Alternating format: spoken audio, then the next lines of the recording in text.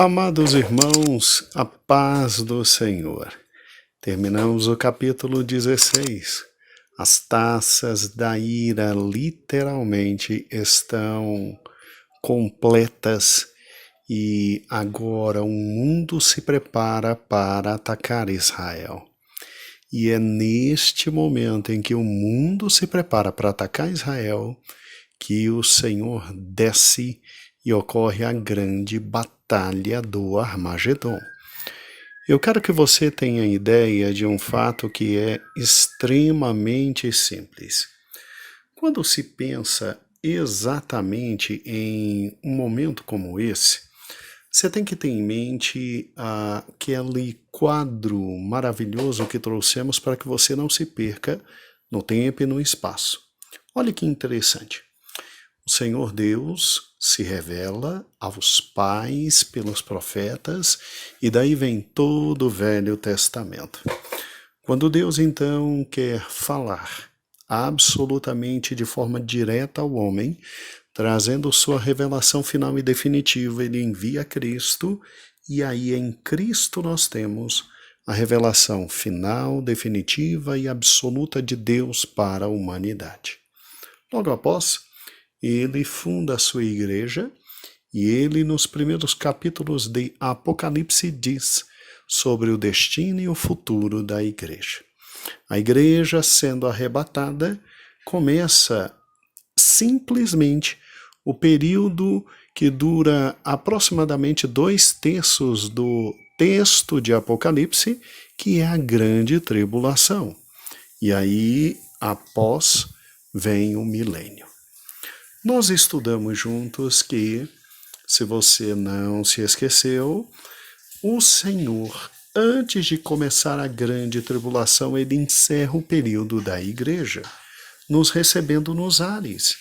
E a este fenômeno dá-se o nome de arrebatamento, que é quando Jesus busca sua noiva para as bodas do Cordeiro, para as bodas do Cordeiro.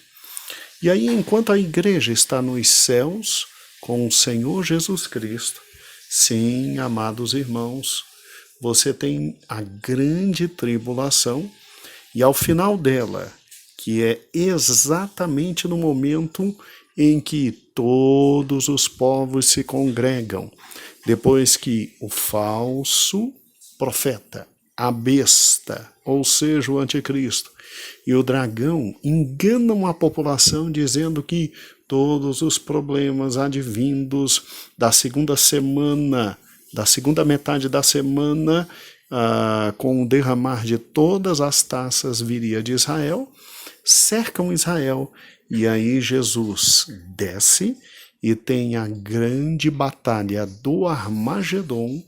E com a batalha do Armagedon você tem exatamente o quê?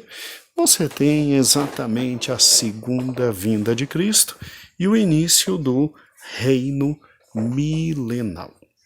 Agora, olha que interessante, durante 1000 anos o Senhor reinará, e aí a humanidade entenderá direitinho, mas direitinho, quem é o nosso Senhor e o nosso Salvador. Só que há algumas polêmicas. Nós acreditamos então que o arrebatamento ocorrerá antes de começar a grande tribulação.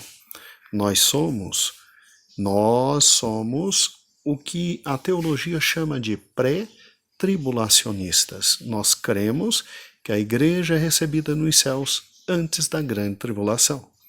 Mas, de forma diferente da nossa, existem aqueles que acreditam que a igreja passará pela metade da grande tribulação. Por quê? Porque exatamente aqui, no início dos 3 últimos anos e meio, é que vem o grande cálice da ira de Deus, o derramar das 7 taças, como estudamos durante essa semana. E aí, alguns acreditam que o arrebatamento se dará só 1 segundo antes dos 3 anos e meio, e aí Jesus recebe sua igreja nos ares. Tem as bodas do Cordeiro, e aí, depois do derramar das 7 taças da ira, Quando todos forem para cima de Israel e, obviamente, vier o Armagedon, aí Jesus retorna e você tem a grande batalha do Armagedon e aí sim o reino milenar de Cristo. O reino milenar de Cristo. Os irmãos que acreditam assim, eles são chamados de mesotribulacionistas, porque acreditam no arrebatamento no meio da grande tribulação. E ainda temos um terceiro grupo, que diz literalmente que a igreja passará por toda a tribulação. Não seremos poupados de nada, nada, nada, nada, e que, obviamente, então a igreja será arrebatada ao final da grande tribulação, recebendo Jesus nos ares sua igreja, e um segundo após, já imediatamente descerá para a guerra do Armagedon, vindo posteriormente, então, o milênio. Sei que foi estranho o que eu falei, tanto é que vou repetir. Existem irmãos que acreditam que o arrebatamento da igreja só ocorrerá no final da grande tribulação, onde Jesus recebe nos ares a igreja, e aí, um segundo depois, a igreja já desce para, com Cristo, participar do Armagedon. Então, esses irmãos alegam que quando os povos começarem a se dirigir a Israel para aniquilar Israel, Jesus volta e nos recebe nos ares, e a gente mal chega lá em cima, já volta para a segunda vinda, e aí o Armagedon. E aí, bodas do Cordeiro, aí céu e milênio serão após a guerra do Armagedon, e esses irmãos são chamados de pós-tribulacionistas. E aí a pergunta é, e aí, quem está certo? Os pré, os meso ou os pós-tribulacionistas? Muito bem, temos que entender então sobre o arrebatamento. E o homem que melhor fala sobre arrebatamento, que recebeu todas as revelações, é o apóstolo Paulo. Você não tem arrebatamento no Velho Testamento, porque foi uma doutrina manifesta no Novo Testamento ao apóstolo Paulo. E nós fizemos questão de trazer um especialista sobre arrebatamento, nosso amado pastor Cristiano, ali da igreja da cidade do Pedregal, aqui em Goiás. E Cristiano nos ajudará a discernir sobre o arrebatamento. Além de uma voz aveludada e maravilhosa e um raciocínio muito bem feito, menino criado aos pés do pastor Gedeon, como muitos de nós tivemos este privilégio, Cristiano conhece bastante, um pouco mais sobre arrebatamento. Então, pegue caneta e papel. Anote tudo o que ele te falar. Preste atenção em cada vírgula, porque o Senhor vai te abençoar bastante. Pastor, então quer dizer que a noção de arrebatamento é do Novo Testamento? Vejamos o que o pastor Cristiano falará. Quer dizer que arrebatamento foi uma das doutrinas que o Cristo ensinou a Paulo, dentre várias doutrinas que ele ensinou pessoalmente a Paulo. Vamos ver o que o pastor Cristiano ensinará, agora com cada um dos irmãos. O amado pastor Cristiano, e que ao final dessa sequência que ele nos dará sobre arrebatamento, possamos discernir de forma correta o momento que subiremos, e cremos que subiremos antes da grande tribulação. Deus abençoe a todos. Aprendamos, pois, arrebatamento com o apóstolo Paulo, e cada um dos textos será objeto de preciosa análise. Com você, pastor Cristiano. Um bom dia na paz do Senhor Jesus. Eu sou o pastor Cristiano Abrantes, da Igreja do Brasil para Cristo, no Pedregal, Goiás. Foi-me dada a tarefa prazerosa de comentar sobre um tema bastante interessante: o arrebatamento. E como não poderia ser de outra forma, pois estamos na leitura bíblica diária, a nossa base será os textos dos quais a Bíblia nos revela sobre o arrebatamento. Então, pegue sua Bíblia e seu caderno de anotações, como já é de costume você fazer, meu amado irmão e irmã, e vamos a mais uma leitura. 1 Tessalonicenses, capítulo 4, versículo 15 a 18. Diz assim: porque o mesmo Senhor descerá do céu com brado, e com a voz de arcanjo, e com a trombeta de Deus, e os mortos em Cristo ressuscitarão primeiro. Depois, nós, os que estamos vivos e permanecemos, seremos arrebatados juntamente com eles nas nuvens, a encontrar o Senhor no ar. E assim estaremos para sempre com o Senhor. Portanto, consolai-vos uns aos outros com estas palavras. De onde vem a teologia do arrebatamento? Precisam saber que é neotestamentária, ou seja, faz parte do Novo Testamento. E principalmente quem usa o termo arrebatamento é o apóstolo Paulo. Podemos sim dar crédito ao que Paulo nos ensina. Vejamos 4 fatos que assinalam para isto. Primeiro, apesar de não ter andado com Jesus, Paulo foi escolhido pelo Senhor.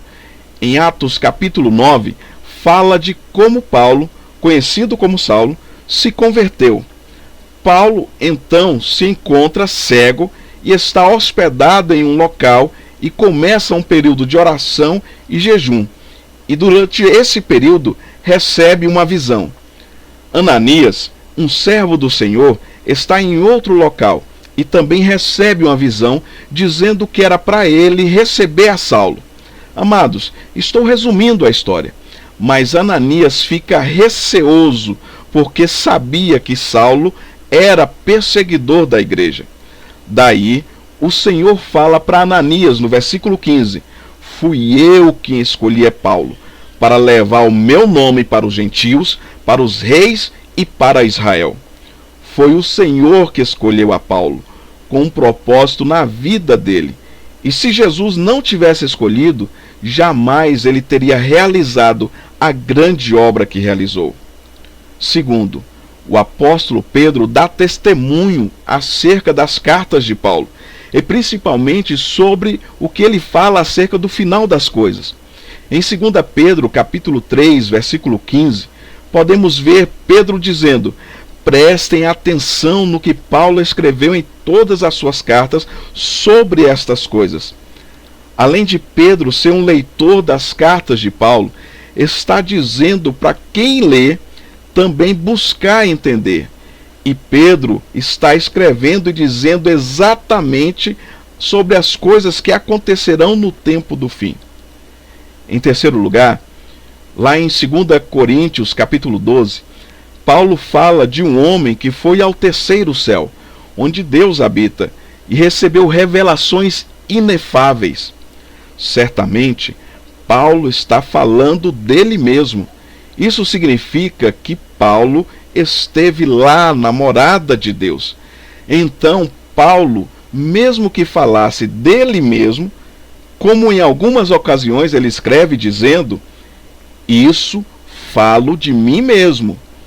Ele, na condição de apóstolo, imitador de Cristo, com base sólida de conhecimento, podia ter crédito e também dar conselhos. Mas não é este o caso. Paulo, em quarto lugar, recebeu diretamente de Jesus Cristo. Em 1 Coríntios, capítulo 11, 23, é um texto muito conhecido de todos nós, que diz assim: porque recebi do Senhor o que também vos ensinei.